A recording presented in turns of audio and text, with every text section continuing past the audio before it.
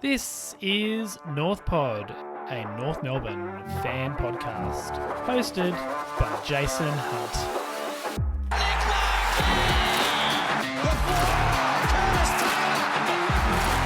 Stevenson with his own moves. Carrington. North are in front. Welcome back to another episode of North Pod, discussing another North Melbourne loss. Here we are. It's what are we now? 18 in a row. So I think we're getting pretty good at it now, actually.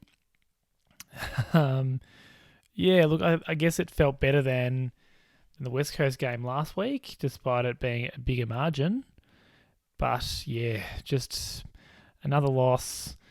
A few interesting things to talk about out of the game, which we'll get to. I think there's one way to look at it. We're a 10-goal better side than we were about 10 weeks ago when we lost by 90 points at the G. I don't think that's true, but I mean, yeah, that was a horrific night. It was great that we didn't end up back in that situation. But for, 1.5 quarters, we were kind of looking like a decent, even a good football team at times in that first quarter and parts of the second quarter. The pressure was high. We had the overlap running and looking good. Eddie Ford was on fire, and then unfortunately, normal programming resumed, and it was back to reality for us, back to struggling to score and just leaking goals through skill errors and poor decisions. So look, ultimately I think we've got to be relatively happy with that performance in terms of the score, but obviously we want more than a quarter and a half of a performance out of our players. And as I'll talk about, there weren't too many players that I think had a good game and played well for most of the game, which is interesting. I think that normally you'd come away from a game like that and you'd go, well, we had 5 or 6 that played okay, but I didn't really think that was the case today. If you did miss the score, it was North Melbourne 71 to Melbourne 103. And unfortunately, we just struggled to score in that second half. I think we were on 56 maybe at halftime, something like that. And unfortunately, didn't kick too many goals. After that, the D's really piled them on. At one stage, they'd kicked something like 11 of the last 12. They finished with 15-13. We finished with 10-11. There was some inaccurate kicking from both sides at times, but ultimately, I think the score kind of reflected the balance of the game, I would say. Yeah, obviously a much better performance than we've had last week and than we did earlier in the year, but ultimately lost by 32 points. And watching the game, it was just a matter of when, not if. There's always hope, and I was sitting there going, this wouldn't be the one that we win, surely. But there were times in that first quarter where we looked really, really damaging. So it was unfortunate that we weren't able to keep it up. In terms of story of the game, I think it was scores from stoppage that really broke us. And this is something that I've been a real broken record on as a North fan this year, and particularly recently I've really banged on about it. So block your ears if you've heard this a million times, but our stoppage damage, or the damage that we're able to do from stoppage, it just pales in comparison to what the opposition's able to do. No consistency in the way that we're able to move the ball forwards from a stoppage. The opposition's generally able to actually do some genuine damage from a stoppage, and this isn't just centre clearances, it's around the ground too. The D's just generated so many of their scores from stoppages. We're actually okay in the turnover game today. Not great, but we're okay. And in the end, it was just weight of numbers and territory after quarter time. The D's won the inside 50 count 45-65, and it felt that way after, as I said, quarter time. They really had the ascendancy, and a lot of that was through the quality of their clearances, whereas we, after that first first quarter and a couple of clearances withstanding from the last quarter, we really weren't able to make good use of the contested possession. Pickett was really damaging. He didn't go in there much, but he was dangerous in the middle. And then inside of 50 early on, he was really damaging.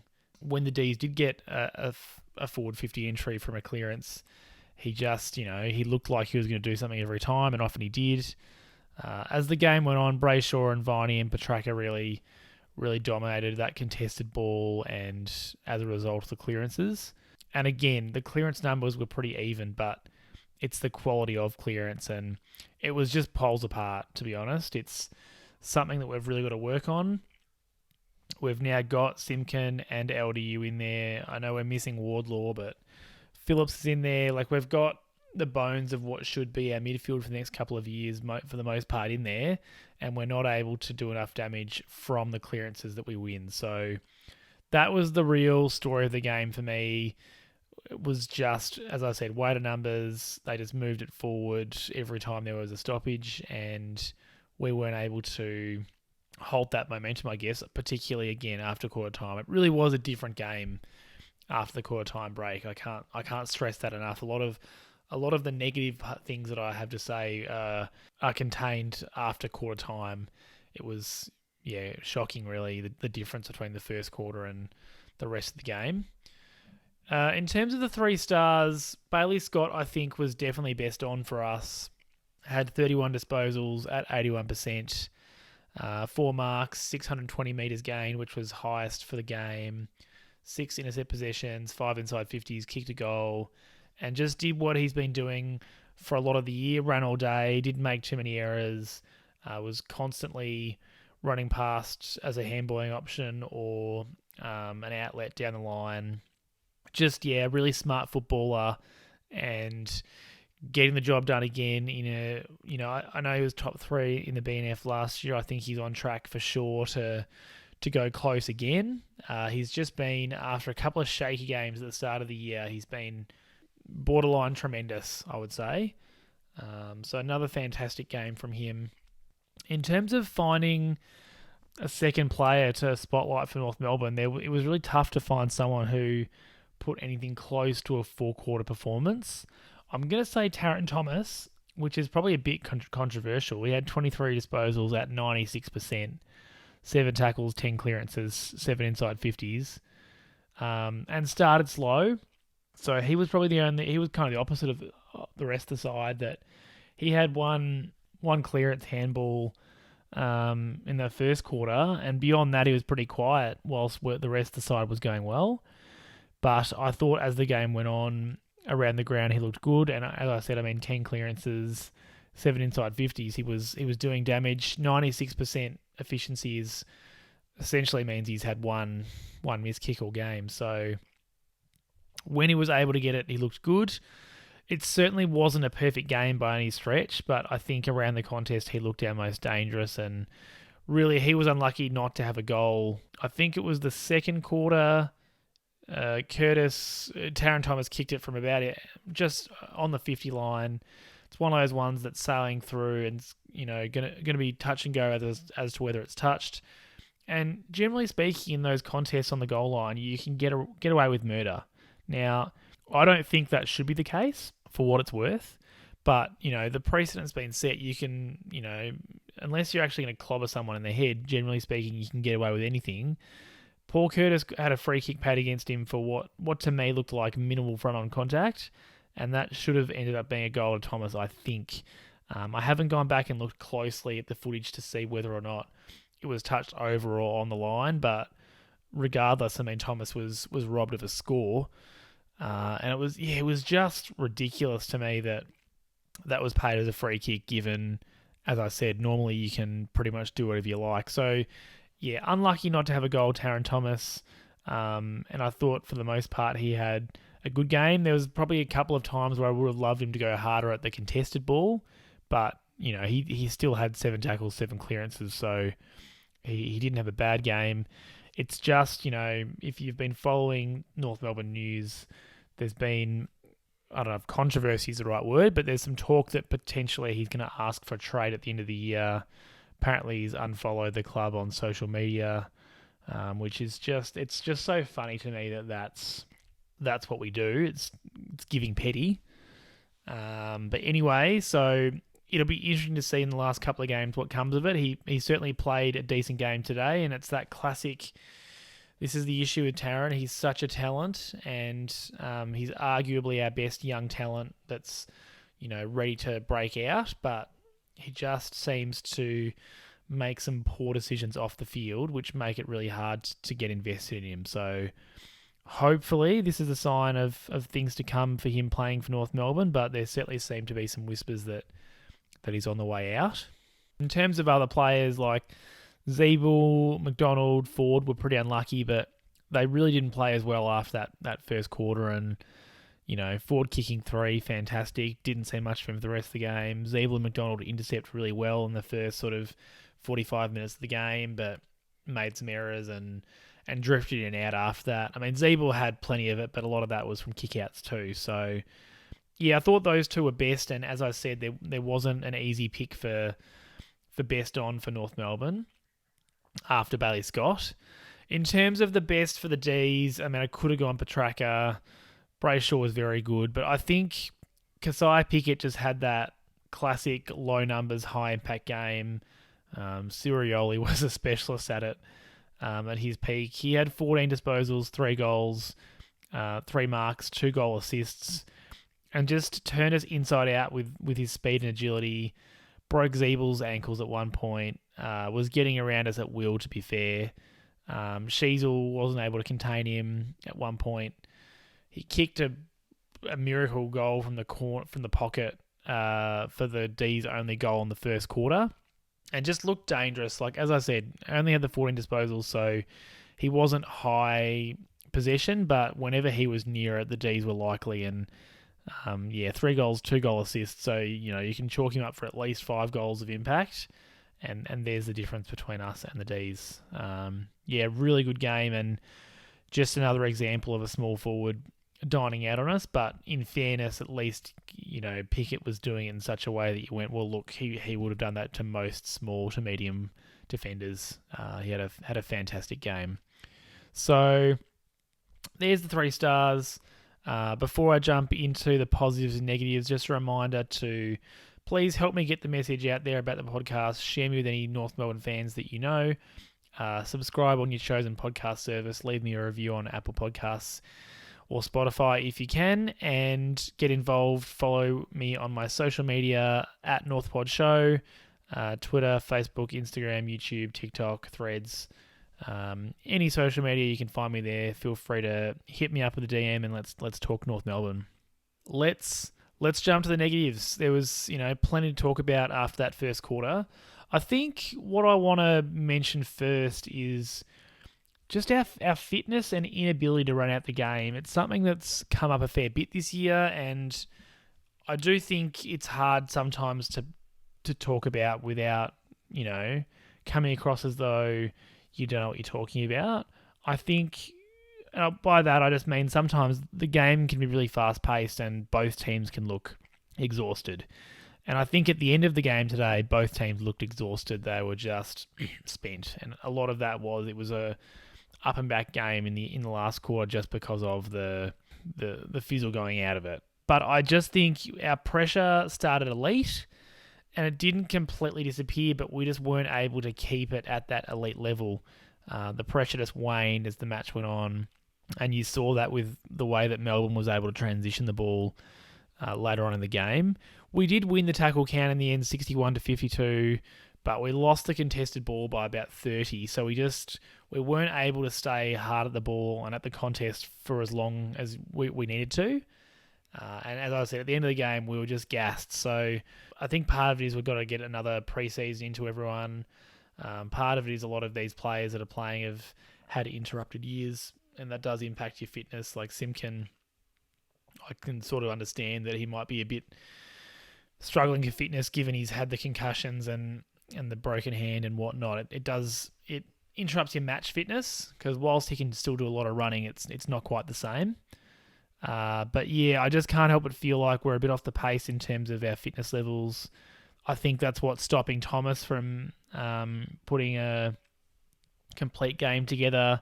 It's certainly what's stopping us from putting someone like Cam Zerha when he's playing in the midfield more often. So yeah, just issues around fitness, and I think I'm really looking forward to seeing if there's a change in that kind of thing next year when a lot of these young players have had another preseason under their belts. Next thing, and I sort of talked about it, but there was just too many players that were only dangerous or impactful for really small sections of the game. As I said earlier, Zeeble and McDonald started really impactfully with their intercepting, but I thought their impact faded as the game went on, and as the D's took control of the game, they weren't able to intercept and have the impact that they'd been having, which allowed Melbourne to kick a winning score. I mean, Eddie Ford bobbed up and kicked 4 goals in that opening quarter. He was doing his best Paul Curtis impression, albeit, a marking forward version. But he just, after that, was kind of barely sighted. He only finished with the 10 disposals, and sure, he was playing a role on Lever, but again, like I'd say after the first quarter, Lever was able to intercept and have impact, whereas that first quarter he was second-guessing himself, and that was because of the way that Ford was playing. So yeah, just too many of these players that were there but weren't, I guess, or consistently enough. Phillips was fantastic at times, and then just getting pushed around or pushed under it at other times. I could go through half the list and talk about the players that sort of played, a quarter and a bit of a game, but unfortunately, that's where we're at, where we've got these players that have potential and can show it in bits and pieces, and then disappoint us or just fade out of the game. I mean, that's a Kane Turner special, unfortunately. And I mean, he was similar to last week. He didn't kick the goal this time, but he had a couple of good smothers, a couple of good tackles, put some pressure on here and there. But I wouldn't be saying at all that he had an impactful game or a game where he looked dangerous at all. And we just had too many players like that weren't able to consistently impact the contest or the game in general, I guess. Besides that, there were a couple that just had shocking games.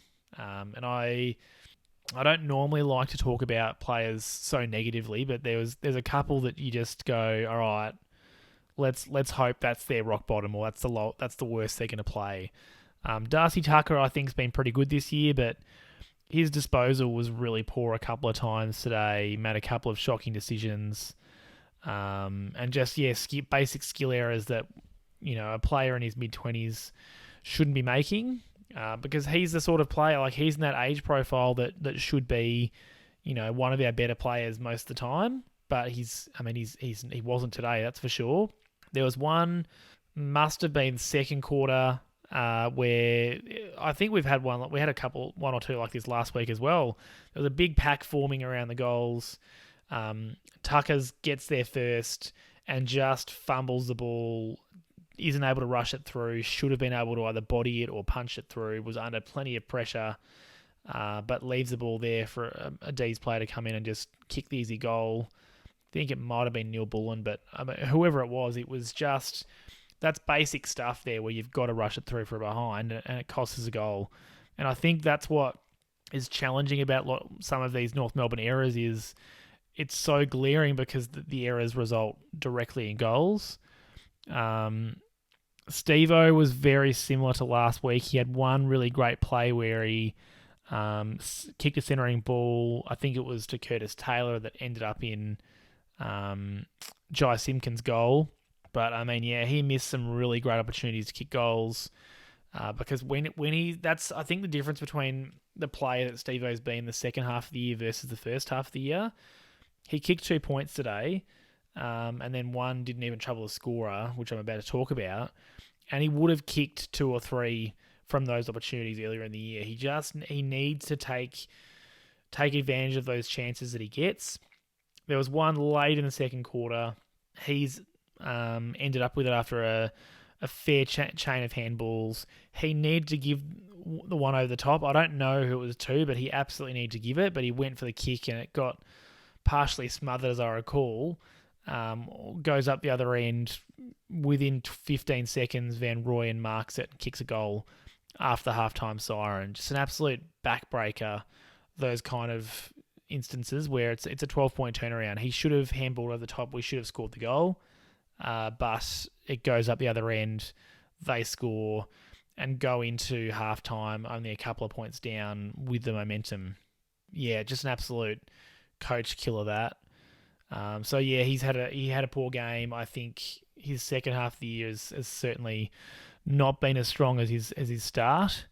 Hansen Jr., I know it was his second game, but he missed a straightforward goal and was otherwise pretty absent. I mean, he got subbed off during the third quarter with not too many disposals, zero impact. So again, just another player that really didn't impact the game at all, unfortunately. Even Harry Sheezel was pretty quiet today. He got sent around the ball or up forward late, but wasn't able to have impact there or in defence for most of the day. He had his usual sort of long kicks to contests, but I thought it was probably one of his quieter games for the year. And again, like both of those last two, Hansen Jr. and Sheezel, young players, I'm not hanging them out to dry. I don't think it's a situation where I'm going, let's drop them immediately. They're no good. Like obviously with Sheezel, that's not the case, but it's just this is why we weren't able to sustain the result today. Unfortunately, we just had too many players in that bracket where that either were having really poor games or just zero impact. And that's like Tucker was really poor. I thought Steve-O was really poor. Hansen Jr. had no impact and Sheezel had no impact. So, and I could, there's plenty more that I could go on with along those lines. So that's certainly a big part of the reason that we weren't able to get the win today. I thought we were really missing that extra tall forward today in either Coleman Jones or Comben, and we know that both of them are out with injury.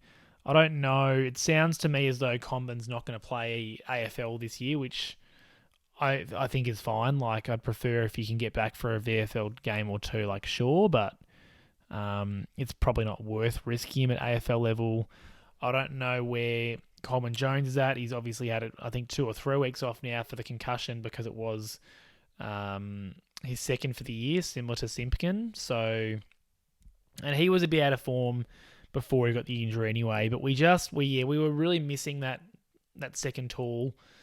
We obviously had Cherry playing that role and Goldie at times today.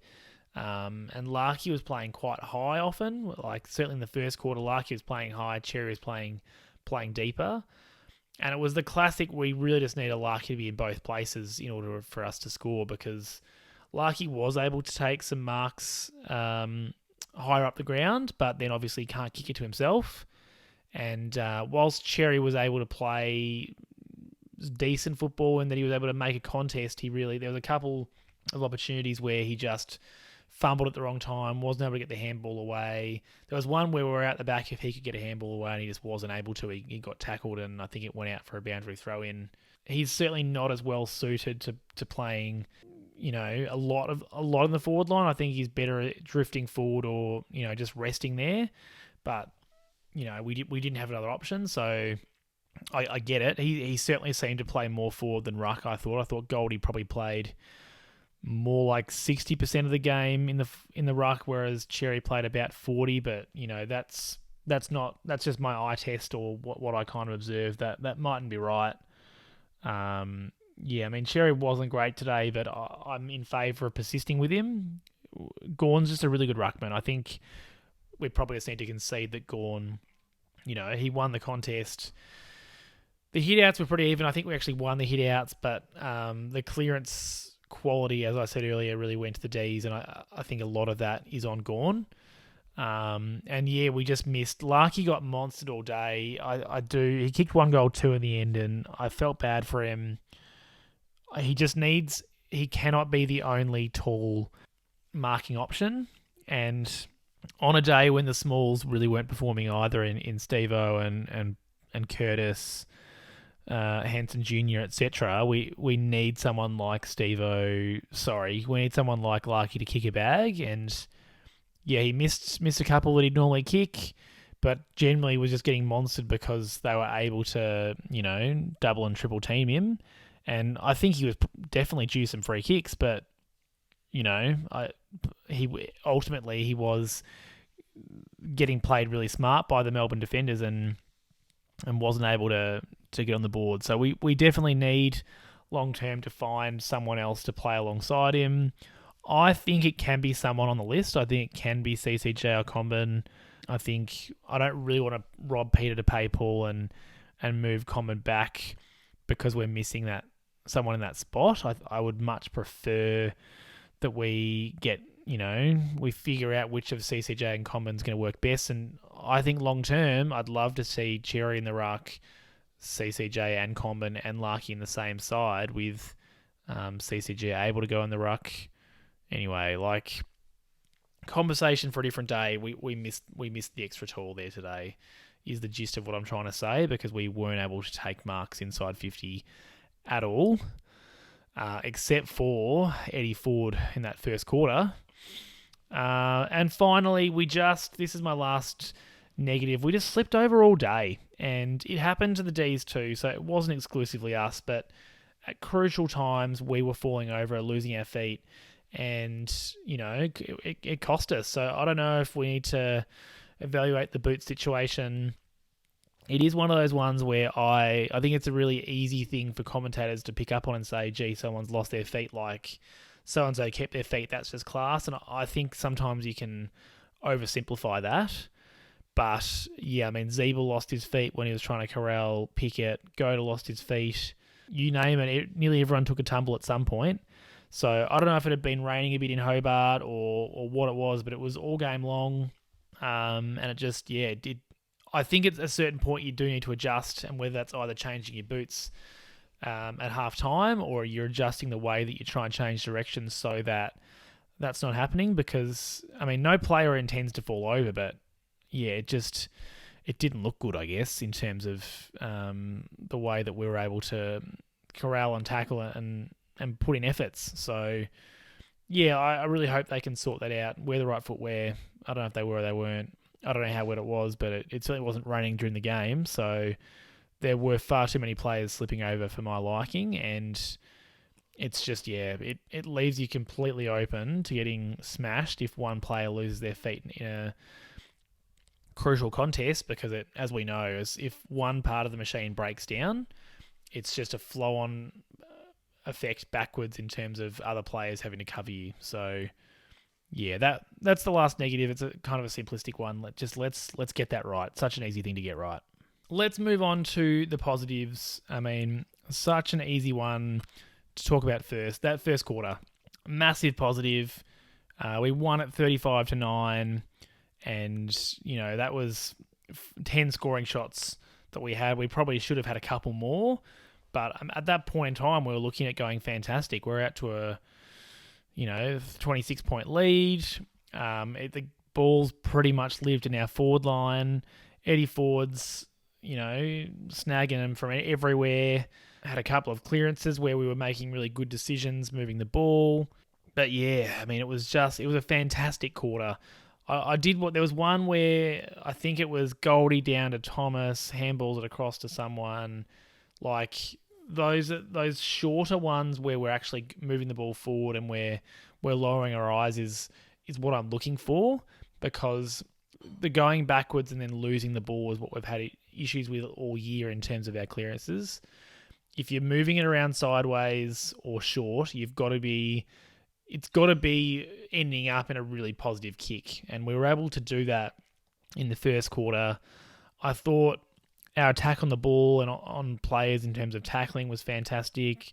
We were pressuring the Ds into errors. They looked a bit sloppy, and I think a lot of that was our pressure. They only managed one goal, and it was that Pickett blinder from the pocket that I talked about earlier. So yeah, it was just a fantastic quarter. Watching it, you knew that kind of pressure and performance couldn't last, but we were sort of, you were hoping that we could hold it somewhat together and keep up to an extent that kind of pressure.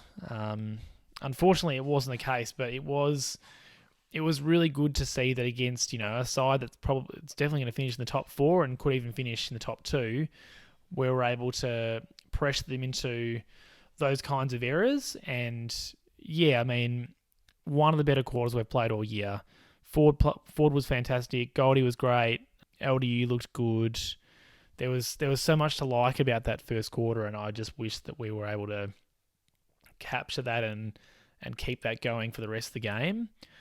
I tweeted before the game or posted, given it's called X now, I guess I can't say tweeted, but I think that vernacular is going to be around for a while.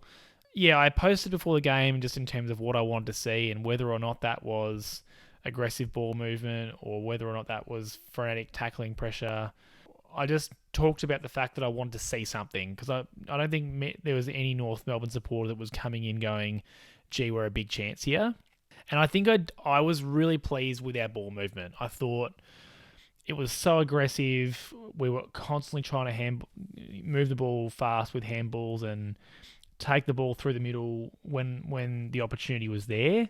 And, it didn't always come off. It was costly a couple of times. We know that our skills are an issue. It was quite often that our handballs were just a little bit off, and that's another thing that I've banged on about all year. If you're handballing or your kicks are slightly off, it's what the opposition's waiting for you to do, and it just brings the pressure, invites or sends the pressure down to the next person, makes it problematic. So we know that we've got to work on our skills, but I think watching us want to give that quick handball and move it forwards looked so much better than the slow down the line play that we've defaulted to often throughout the middle of this year.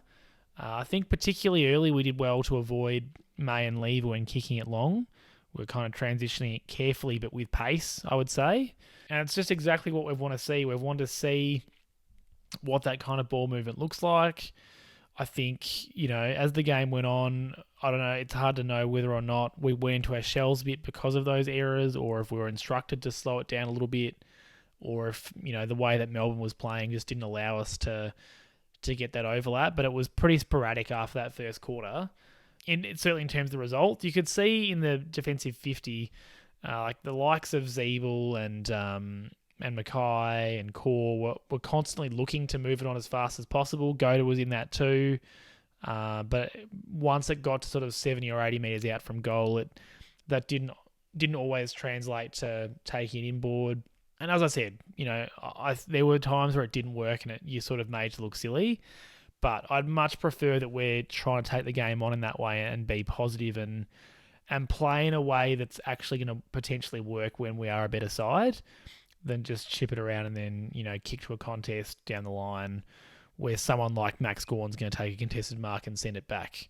So that was really, if I was going to take one big thing from the game, I think I was really pleased to see that change. It'd be interesting to know to what extent that's due to Clarko being back or if it's just, an evolution or a decision that they made. But that looked really good today, I thought. In terms of some other smaller positives, I thought Jackson Archer had a decent game. I really loved his attack on the ball at times, and he read it well several times, was able to intercept and make an impact. Tackled hard, didn't put up big numbers, and I don't think he is going to be a big numbers man. But yeah, I thought the instances where he was around the ball, he was great. He spent some time on Keziah Pickett and wasn't embarrassed, which, is a positive. And I think, playing on someone like him it's invaluable experience for someone like Jackson Archer. It's important that we keep getting these games into him. He's played 7 or 8 now, so, he's still certainly in the infancy of his career, but I thought, really showed some signs today. And over the last couple of weeks, I think he's showed some signs that he could be a player at the level. It's just his composure with disposal that he needs to work on a little bit. But I mean, him and the rest and half the North Melbourne side, let's be honest, he's not alone there. So I think it was a positive game for him. Another positive, we didn't get blown away in the end. It definitely helps that we were 33 points up at one point, but we made the last quarter a slog. So sure, we lost by 5 goals still, but it wasn't a belting, and at least whilst it was essentially a 10-goal turnaround, it wasn't a quick onslaught of 7 or 8 in a row. And I mean, we saw that Melbourne can do that when we played them earlier in the year. That first quarter, they essentially put 10 goals on us and put the game to bed. We were able to hold a steady, and whilst we weren't able to swing momentum our way, I think we were able to halt their momentum at times. And I mean, those a lot of those goals that they ended up getting were late in the quarter, where we know that. I mean, I think it's linked to our fatigue. We just seem to leak goals in those sort of last 5 or so minutes of the quarter, and you take away a couple of those, you take away that 12-point turnaround that I talked about earlier on, and it's a much closer game. So I think it was great to see that, we were able to at least compete late. Maybe that's a sign of maturity. Maybe that's a sign that the D's had their best players off for a lot of the last quarter. Who can say? But I think we take the positive. We weren't blown out of the water, and we were competitive to the very end of the game. So there was really only, I'd say, 20 minutes where the game was as good as done. Even at 3/4 time, it was unlikely, but the D's still had to put the game beyond doubt. So that's what you want to see from a developing side. Last positive, I thought our zone defence looked the best it has in a while. Several times, particularly earlier on in the game, the D's looked up when they were trying to move it past that defensive 50 line, and they just had nothing to kick to. So, that's a great sign that our zone's working. I think comparing it to last week's is tricky because it's such a big ground, Optus Stadium in Perth, and I think that's a big part of the reason why the zone didn't work as well last week.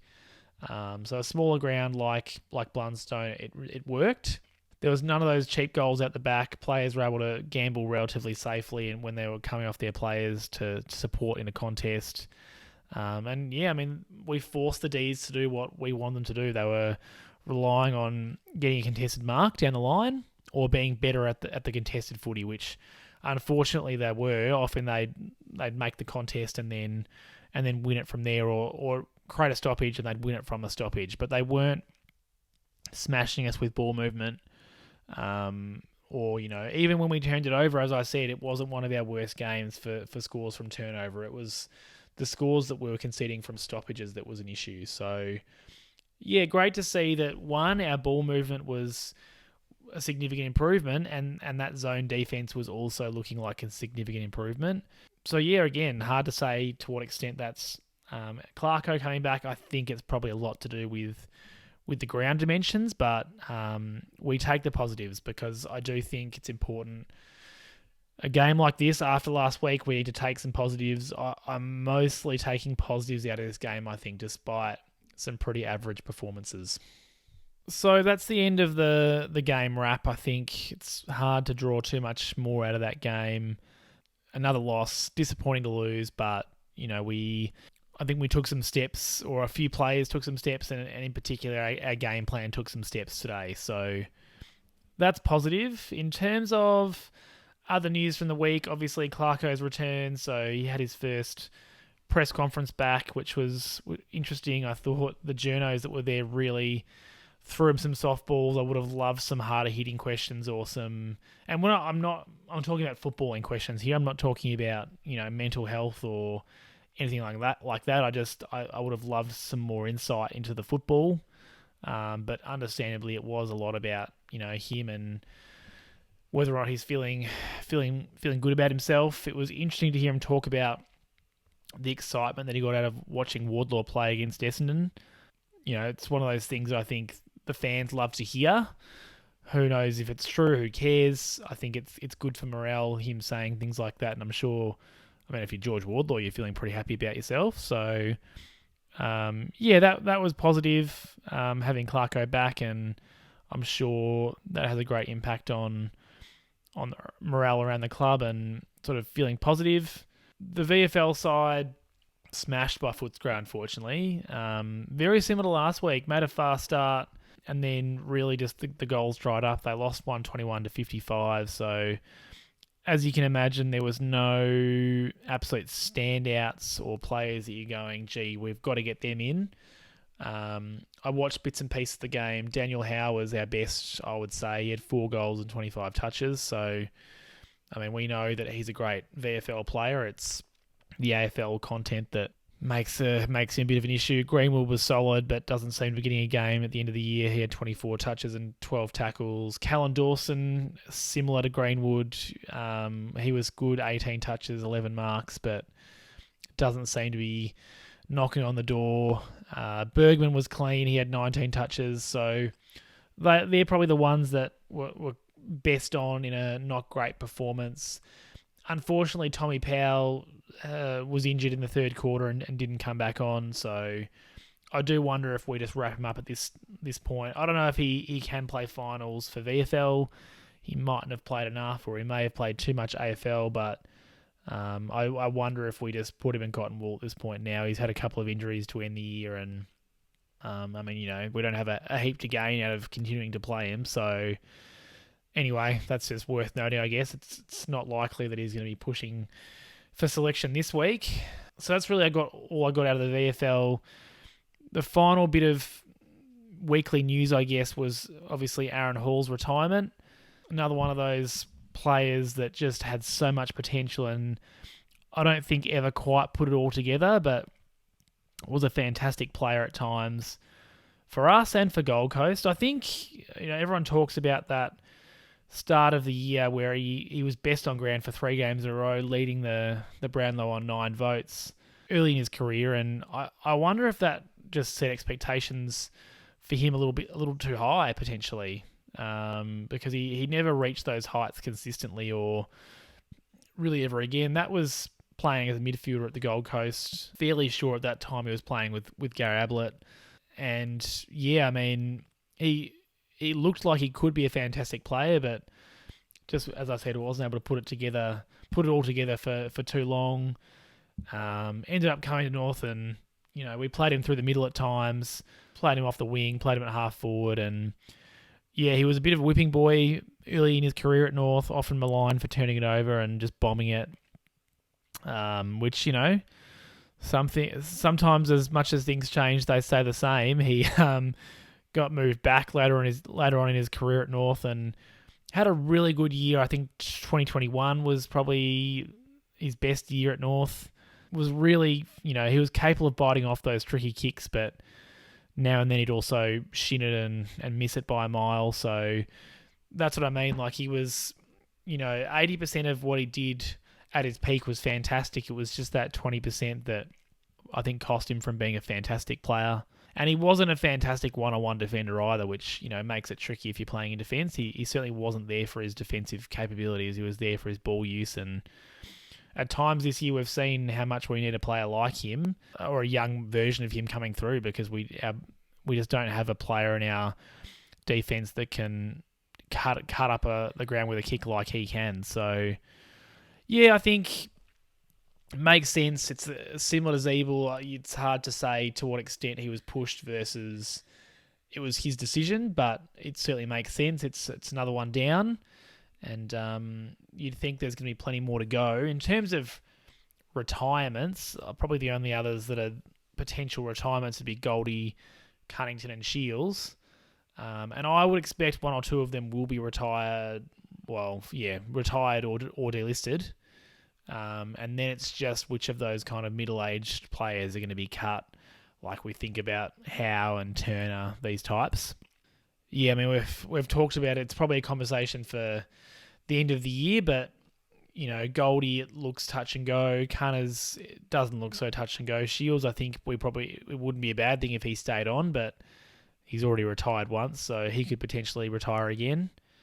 So yeah, it is interesting looking at how young we're going to be next year, given a lot of these players that are coming out of the side are our experienced ones, and we're gonna go younger again.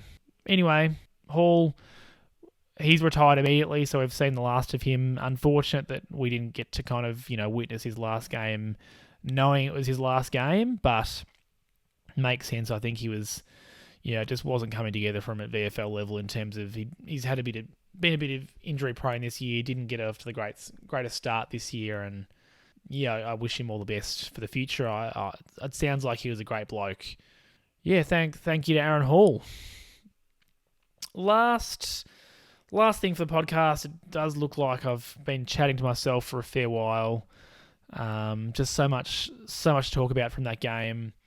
Just a quick look ahead to next week against Essendon. It was interesting looking at our last 3 games. We've got these sort of teams that are unlikely to make finals but need to beat us to make them. So we've got Essendon, then we've got Richmond, then we've got Gold Coast. I mean, of that batch, Essendon this week is the one that's most likely to make the finals. So you'd think that they're going to be pretty keen to beat us. We're playing them at Marvel at 1:45, so on Saturday. So finally out of this Sunday rubbish that we've had for the past, I don't know, it feels like months. They had a scare against the Eagles this week. They very nearly lost, arguably should have lost. So ended up winning by a point, but gee, you would think that they are going to be raring to go after that, because that should have been a percentage booster for them. It wasn't, so you'd think they might be out for a percentage boost against us next week. We played very well against them earlier in the year. Bit of a shootout by our standards. We ended up losing 105-99, but that was our high score for the year, and that was one of those games in that middle part of the year that we probably could have or should have won. One of our better matches. So we've seen that we can match it with them this year. I think Zerha was a star that day. Wardlaw played pretty well too. We're missing some cattle from that match, but I'd still expect us to put up a good fight. In terms of their players, Langford's one to watch. He played well against us earlier in the year. He's in form. He kicked 4 or 5 this week and was essentially the reason that they were able to beat the Weagles. He's just such a tough, strong player. You can't put an absolute beast on him because he's quick, but he's really strong too. So, yeah, he's the one to watch. It'll be interesting to see if Mackay or Core gets the default matchup on him. He's the sort of player that I'd love to play Logo on, to be honest, but obviously we do not have that luxury with Logue's injury. So, yeah, that's one to watch. Obviously, out of the middle, Parrish has been fantastic. Merritt's been fantastic this year. Redmond's been fantastic off half-back. Like, they've got plenty of weapons, which is why they're in the hunt for finals. So it's going to be a tough matchup. In terms of North players, I mean, I think Hansen Jr., we just need to get a pre-season into him. He didn't look up to it today or last week, to be honest. I think Tucker deserves to be dropped after some of his clangers today. It's selection integrity. I want Tucker to work out. I think he's been good at times this year. He's been good for a goal once every 2 weeks. He does do some good run and carry, but yeah, just some clangers today that I think probably deserve some attention. And I mean, Kane Turner wasn't bad, but I've said it all year. We don't need to see Kane Turner to know what he is. Let's see literally anyone else. Not because he's the worst, but because we know what he is, and either he's getting a 1-year contract or he's being delisted. Like, at this point, we probably should have made a decision on him, I would have thought. So if I'm doing my early predictions or my thoughts, I'd have Hansen Jr., Tucker and Turner out. I'd chuck Lazaro in for a full game. He wasn't great today coming on as sub, but I think coming on as sub it's tough to have a big impact. So let's give him a full game. I'd love to see Greenwood come in and have some impact late. I think we need that midfield contested ball. And then someone like a Blake Drury, it's a round balance, right? If we're taking out Hansen Jr. and Turner, we've got to have someone who can play forward come in. So I think Drury is that guy. He hasn't been fantastic at VFL level in the second half of the year, but I think, we gave him a couple of games earlier in the year. He is out of contract because he was a rookie, so we'll have to recontract him. And I think it's worth seeing him for a game or two at the end of the year and just having a look at him at that AFL level again. And then, as sub, maybe a Bergman. He's been stuck in the VFL for a little while. I can't see us playing Cunnington as a sub, but I do wonder if he is going to come back in for either this week or next week against Richmond for potentially a farewell game. So yeah, those would be my changes. If CCJ's fit, which it's hard to say at this stage, but if he's fit, I'd love to see him come back in for Goldie, which I know is harsh. I know that Goldie's the better ruckman, but long-term development-wise, I want to see Cherry as our main ruckman and just see what that looks like. So yeah, if CCJ was fit, I'd have him in, but unclear in terms of the concussion protocols if that's going to be the case. But anyway, that's it for the podcast. Bit of a long one. Hope you've made it through okay, and I haven't completely bored you. Yeah, let's hope that we can get something else out of these last 3 games. I thought today at least we saw that zone working and that aggressive ball movement was a positive. So let's chin up North fans. There's still some stuff to take out of it. It's not all negative, even though it doesn't feel great. As always, hope everyone has a great week. At least this time we don't have to wait until Sunday to be disappointed. We get to be disappointed in the second game of the round, so that's nice. And I'll speak to you at some point after the Essendon game. As always, go North.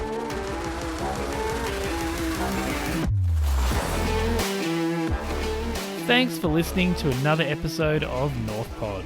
Please subscribe to the podcast on your app and give me a rating or a review if you can. I'd really appreciate it. You can find me on all social media at NorthPodShow. That's Facebook, Instagram, Twitter, YouTube, TikTok, Threads, you name it, I'm there.